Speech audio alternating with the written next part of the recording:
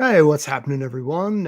Aaron Jackson here with the Rotation Report. This is not financial advice. Welcome to winter. Yeah, I don't know about you guys, but here in mid Michigan, it is dead of winter. Like it is January, 20 degrees.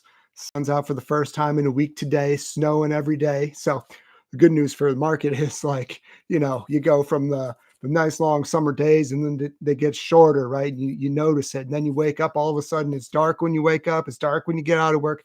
Very depressing stuff. But now we're bottoming out early. So it's good. It's good for us to not be able to get more negative about the environment around us. It's good for the market. And, it's a lot of times they say best 6 months is November to April, when we're kind of bottoming out and then things start to improve from there. So, it seems like some of the pieces are coming together here. We got a few of them. The big thing for me, there's now morning sellers to match the morning buyers. That's pretty big. That's pretty big because for months we just saw like a retail chase every open and just every day, every day. Now they've gotten punished. Now it's more balanced. So we like to have a balanced market. That's what makes a healthy market, right? Uh, Robinhood, a couple weeks ago, they launched short selling. Hell yeah. Hell yeah. A few days after that, you had the big NVIDIA reversal day, which tends to mark bottoms actually. When you get those big gaps up, they go down. And then the Fed pivoted. Beautiful, beautiful. You love to see it. Things are, I don't know what's going on in crypto, let's be honest, but Saylor, he sold some debt to buy US dollars to create a US dollar reserve. Like, yeah, most people do that to have dollars on the balance sheet. I don't know. That's unbelievable. But Vanguard, now you can, Vanguard's now allowing crypto. So you can get in on the crypto on Vanguard. That's interesting. So is there any institutions left that aren't in on that? And then in AI, Burry's big reveal, fucking Substack. A Substack was his big thing. His fund shut down and he's doing a Substack. Uh, you know, but the real interesting thing is yesterday, there's something going around the old Twitter sphere about people arguing about OpenAI's 2030 revenues. And, that's how you know your arguments jump the shark because no one can predict 2030. I'm not an OpenAI champion or anything, far from it, but like people use ChatGPT, they use the shit out of it every day. You're going to say, oh, I know what's happening in 2030 and their revenues. You're fucking insane. You're full of shit. Liar, fraud, all those things. That's you. That's you. So, anyways, a lot of constructive stuff to work with here. We might as well start it off with the chart of the month for November. Silver.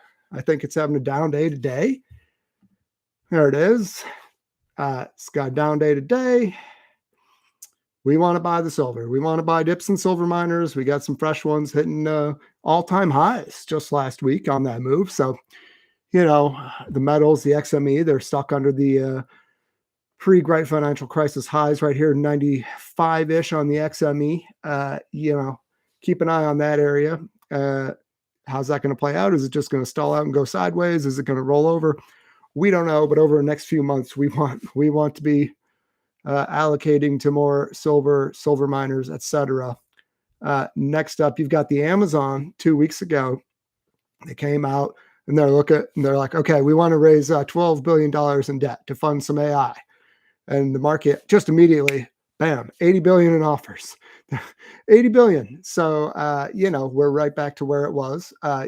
Look, the blow off here, it was a mechanical kind of thing. You just had to complete that to get back to old support here. But now it gets interesting as you're back around this 240 zone. So we'll see what happens from here.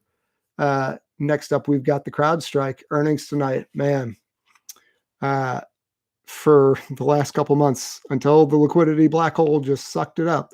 Every reason to believe that this thing is going to be strong, that the earnings are going to be good, but we're going to want to see it. We're going to want to see it from here. But it did everything it could to show relative strength. It was just tied in assets everywhere. And the big stock right now, the most interesting chart in the book might be AppLovin.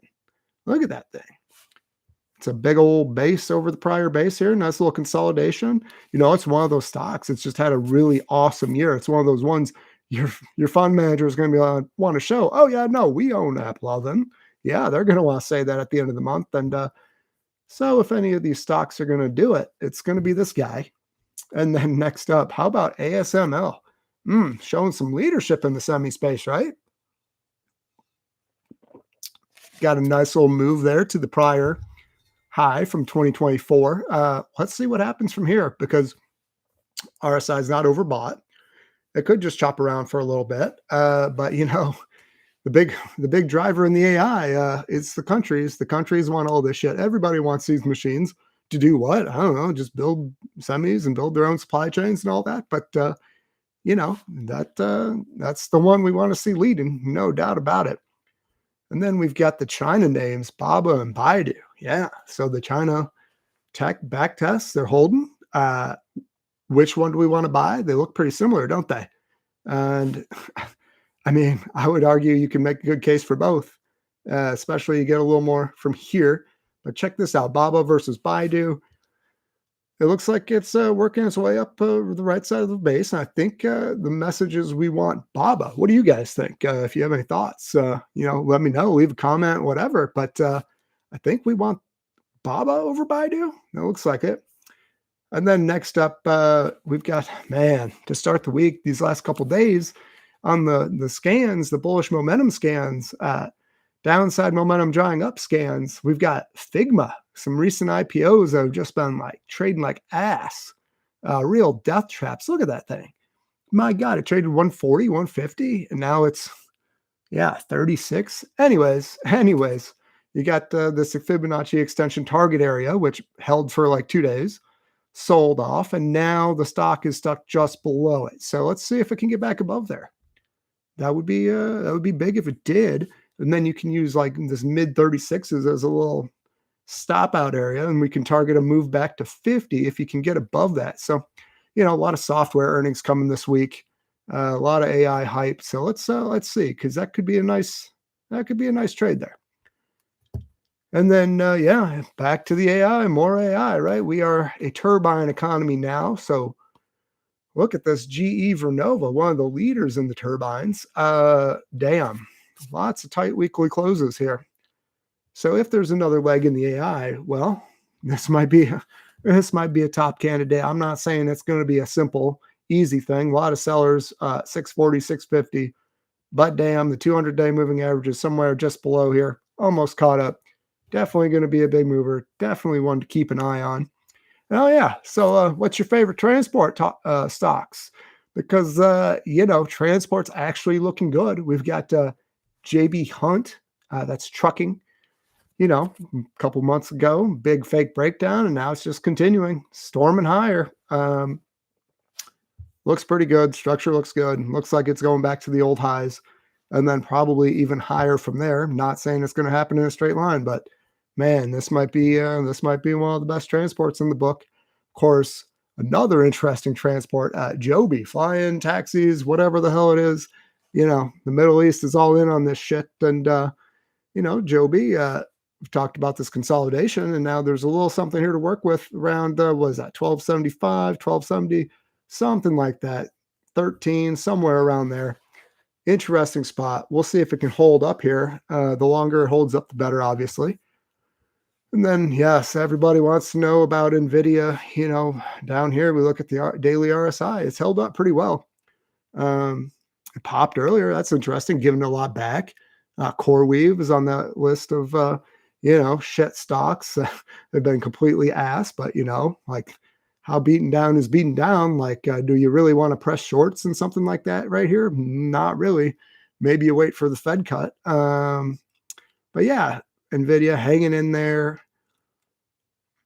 The real signal is just this 195, 196 zone we've been talking about. And if you want to go off of Fibonacci logic, the old high was 150. The extension was 195. You'll get rejected at the 195 a few times. You go back to 150? Could be, but also you could say, hey, no, this is going to hold up and take another crack at 195. It's time will tell, but being stuck below this 50-day moving average, not exactly what you want to see. But today we've got some of these memory stocks down, and that's notable. The memory's lagging, and they've had such big moves. They just they need time, right?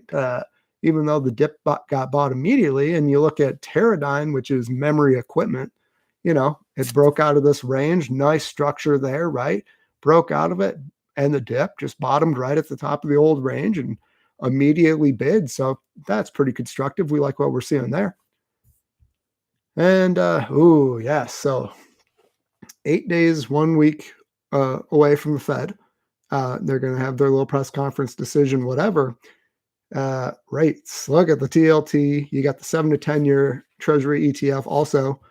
They're looking like little heads and shoulders. You're looking like maybe rates are going to go higher. I don't know. You got the 200-day moving average here. The RSI is hanging in there. It's not dead yet. Going to be important. One of these days, the rates are going to actually move. One of these days. But here's another. You want an AI play? Here we go. Woori Finance Holdings Co. Yeah, look at that thing. How about it? We're hitting what, nearly 20-year highs, post-great financial crisis highs, coming out of this tight little range here. I think they're South Korea, so they're banking. They're like a fintech, but they've also got the brokerage, right? So whatever. We do know though, if we're going to do AI bubble over here in the U.S., like it's a global thing, and those South Koreans know how to party. So their little brokerage business is probably smoking hot. And would not be surprised, look at that 60, 61. Clearly, we're right on that little old resistance zone, but would not be surprised at all to see this thing hit new highs in short order if there's another leg in the AI. This, the South Korea, they're going to have an AI party, no doubt about it. And then, I had to take a look at the crypto since, every kind of piece of shit is oversold. Might as well look at all these pieces of shit. Avalanche, you can make a case, bottom of the channel here. I mean, my God, 36 to 13, that's a hell of a sell-off, but could be a nice bounce spot. And old supports, a lot of old supports in play across these cryptos. You've got Binance here trying to firm up at the 200-day moving average. It's been a leader, right? This is a pretty big breakout. Messy as hell, but things holding up here. A lot of volume coming in today on this bid there. That's kind of interesting. So you look across to Bitcoin, it never really got that 75K like we're looking for. Kind of in no man's land. You could definitely say there's a price low to be had here, but hell, it was a nice bounce back today. And I think this next level we're looking at above is about 95,000. Let's see if it can repair some of this technical damage here. No real opinion. But 95 is the one to watch on the upside. 75 is what to watch on the downside. And then, here's another one. We got Stellar. That's a lot of support around. And my dog's having a nightmare. Hold up. Yo, bud. Go. You good, bro? All right. He's good. Everything's good. Just a crazy nightmare. And then, last up, we've got the utilities. So Dow Electricity Index. What do you think? I noticed there definitely are. There is a lot of not in my backyard for these data centers. So you wonder how that's going to affect the profitability of the utilities. Big area here, though. We're looking at Entergy. We got energy. Okay, we got a few of them. Here's Consumers Energy, CMS. That's popular up here in Michigan. It kind of looks like it's about to break the fuck down, doesn't it? So, there's just another piece in the AI puzzle. And then Entergy, man, this thing's been looking good for so long. That's Louisiana. I believe that's the Mark Zuckerberg Hyperion project. I believe they're involved with that. So, again, this 92s zone, is that it's gone from, okay, looking pretty good. Now it's kind of losing momentum. It's kind of like an Ethereum a few months ago when it was like, is it going to hold up? And then it starts to, broaden out and get weaker. So definitely keeping an eye on Entergy moving forward. And that'll do it. So I think the big takeaway here is, we want to be smart about pressing shorts here. Short rips, right? You want to short some rips, that's okay. You want to probably get closer to the Fed meeting. I think the whole deal might be one angle of attack is like, okay, you kind of bounce into the Fed meeting and then it rolls over from there because whatever the rate cuts, whatever, are not enough That could be a thing. Alternatively, this is like a consolidation week. So you got just if it goes sideways, you get some weakness into the Fed meeting. Well, what if they're bringing out a bazooka? What if they're announcing a QE? Then what? Then what? So, it's just a couple ways to think about it. But yeah, that's all I have for you guys for now. And if you like the video, do me a favor and like the video. And until next time, y'all have a great day.